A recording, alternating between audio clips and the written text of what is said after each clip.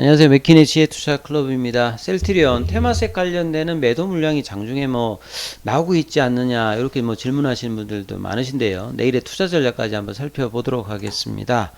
자, 셀트리온이 오늘 또 많이 빠졌습니다. 헬스케어도 그렇고 제약도 그렇고 시장 대비 올라갈 때는 조금 올라가고 떨어질 때는 많이 빠지는 제가 이제 베타 개수로도 한번 설명을 한번 드렸는데요. 이런 흐름들이 오늘은 또 굉장히 또 강하게 거래량이 어떤 동반과 좀 나타났기 때문에 상당히 좀 아쉬운 부분이죠. 이제 이 부분이 안 나타나야 된다라고 계속 제가 강조를 드렸는데 결국 이제 18만 5천 원권의 어떤 지지 21선 지지가 그냥 힘없이 또 이렇게 무너졌어요.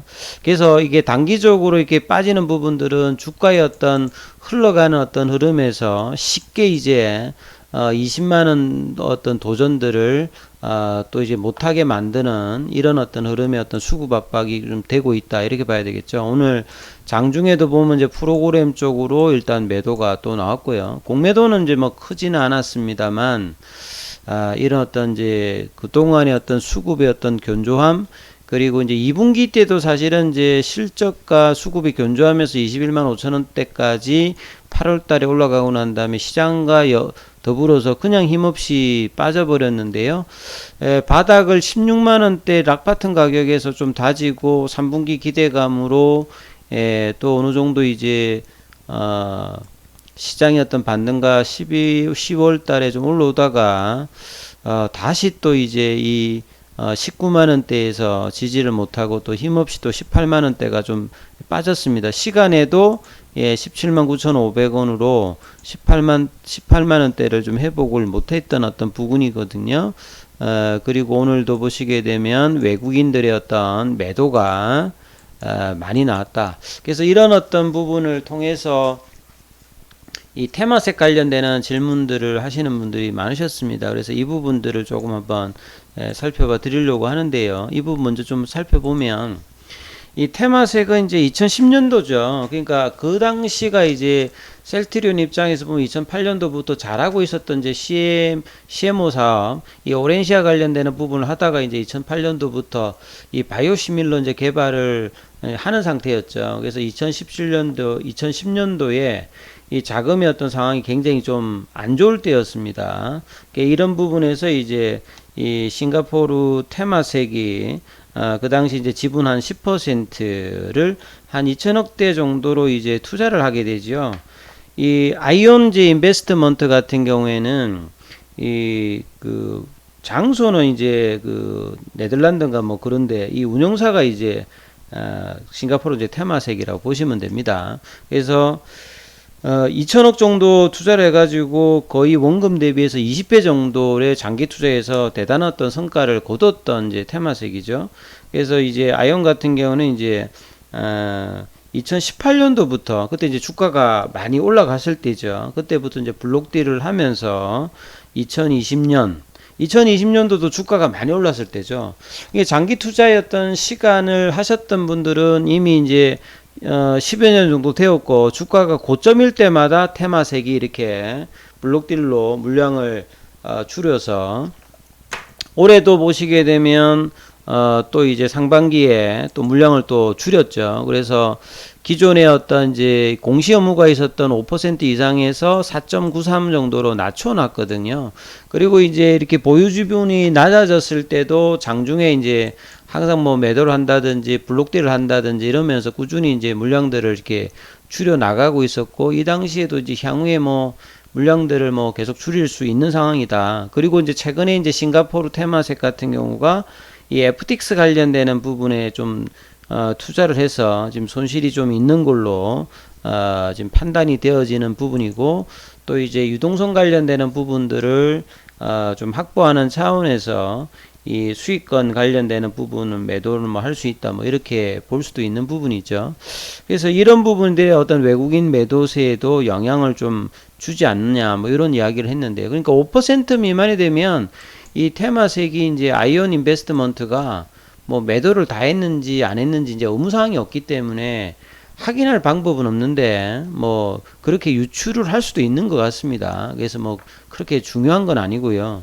이미 이제 20배 이상에서 장기 투자자들은 지분이 이제 공시 의무가 없는 어떤 지분 형태로 있는 거고, 남은 지분들도 뭐 보유를 할 수도 있고, 장내 매도를 할 수 있고, 이런 어떤 상황이니까, 이미 이제 그 부분들은, 이렇게 이제 일단 보시면 되겠고, 그리고 주가가 이제 떨어졌을 때, 수급이 안 좋을 때 이런 부분이 있으면 영향을 바로바로 보는 거죠. 특히나 이제 셀트리온 같이, 수급 자체가 이렇게 강하지 못한 어떤 최근에 어떤 영향에서 이렇게 외국인이라든지 기관이 이렇게 양매도를 하게 되면 어김없이 이렇게 빠지는 거죠. 올라갈 때는 조금씩 올라가고 떨어질 때는 한 방에 떨어뜨려 버리죠. 그래서 이 지난주에 같은 경우에는 올라올 때 꾸역꾸역 해가지고 5%를 만든데 그거 이상으로 한 방에 지금 또 거의 9% 가까이 이렇게 밀어버리는 모습을 보면 참 우리 장기 투자라든지 고점의 저기 주가에 있는 분들 같은 경우는 굉장히 좀 힘이 빠진다 이런 이야기들을 많이 하시는데요. 자, 이런 어떤 부분이 수급의 영향을 받아서 이렇게 빠졌습니다.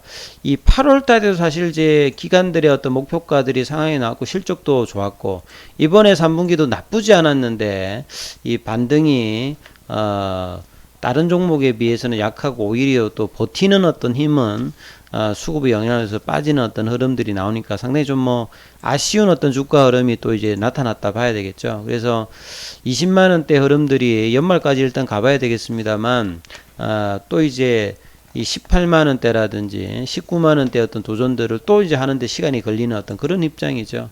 이제 펀더멘탈이 이렇게 훼손되었다 이런 것보다는 수급적인 어떤 영향과 계속 이제 단기적인 어떤 이제 기존의 실적 말고 새로운 어떤 모멘텀을 바라는 부분에서 이제 사실 이제 10월달 이후에 3, 4병에 관련 어떤 모멘텀이 좀 나와야 되는데 이 부분들이 이제 회사가 좀 침묵하고 있는 부분이 상당히 아쉬운 부분들이 또 느껴집니다. 그러니까 단순히 이제 장사를 잘하고 이런 부분들에 대해서 거해서 뭔가 이제 그 지배구조 관련되는 부분의 어떤 부분과 이 저평가를 받고 있던 부분에서 해소 관련되는 부분을 시장에 조금 이제 친화적으로 좀 해줘야 되는데 그에 대한 어떤 이야기들은 없고 이제 실적에 관련되는 부분을 이야기하면 마치 삼성전자가 이제 실적이 좋을 때 미리 올라갔다가 실적이 좋으면 빠지고 실적이 나쁠 때 이제 미리 빠졌다가 이제 실적이 나쁘면 올라가는 이 흐름들을 셀트리온도 비슷하게 지금 하고 있는 어떤 흐름인 것 같아요. 실적이 좋으면 미리 좀 올라갔다가